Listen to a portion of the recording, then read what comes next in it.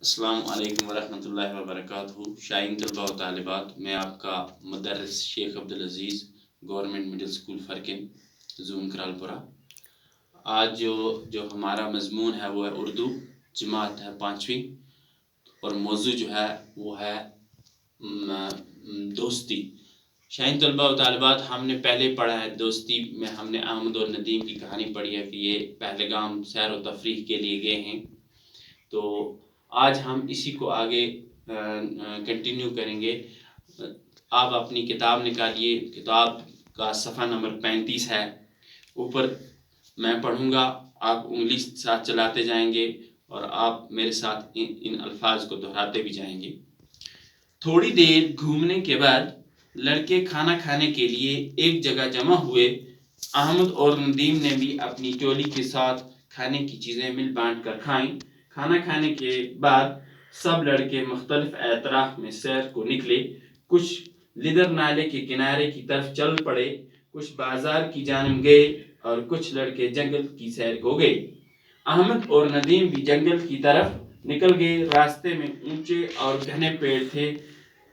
इर्द गिर्द नज़ारा बेहद खूबसूरत और दिलकश था। अहमद और नदीम एक दूसरे के हाथ थामे साथियों को पीछे छोड़ कर आगे निकल गए। उन्हें इस बात का ख्याल ही नहीं रहा कि वो घने दरख्तों और झाड़ियों में से गुजरते हुए बहुत दूर निकल गए।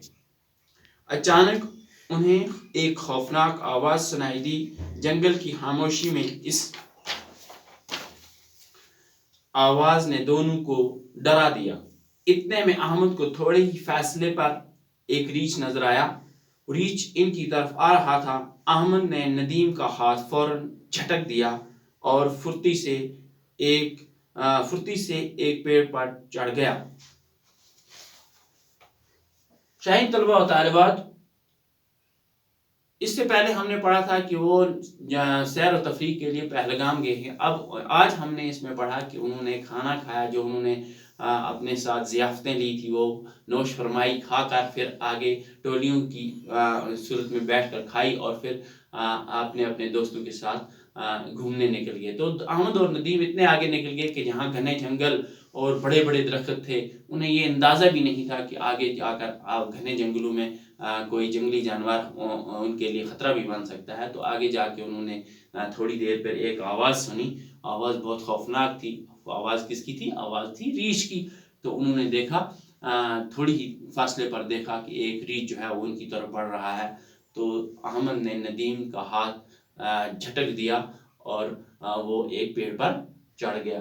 तो आज इस पे हमने शाहीन तलबा तालिबात कुछ नए अल्फाज आज हमने पढ़े, जिसमें है तरफ है सिमत, एतराफ तरफ की जमा है, नज़ारा मंजर को कहते हैं, पेड़ दरख्त को कहते हैं, दिलकश कहते हैं, दिल बहलाने वाले, खूबसूरत, फुर्ती, चालाकी, फासला, दूरी, झाड़ी, छोटे कांटेदार पौधे जैसे गुलाब की झाड़ी।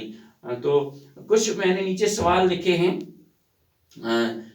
कुछ खाली जगह हैं। आप इन खाली जगहों को पढ़कर आगे जो अल्फाज दिए गए हैं, जो इनमें दुरुस्त अल्फाज होगा, जो आपको लगेगा कि ये सही है, सही अल्फाज आप इस खाली जगह में भरेंगे। पहला है अहमद और नदीम डैश डैश थे। आगे दो दिए हैं, दो लफ्ज़ लिखे हुए हैं, उनमें से एक लफ्ज़ सही है जो आपको पीछे इस खाली जगह में लगाना है, भरना है।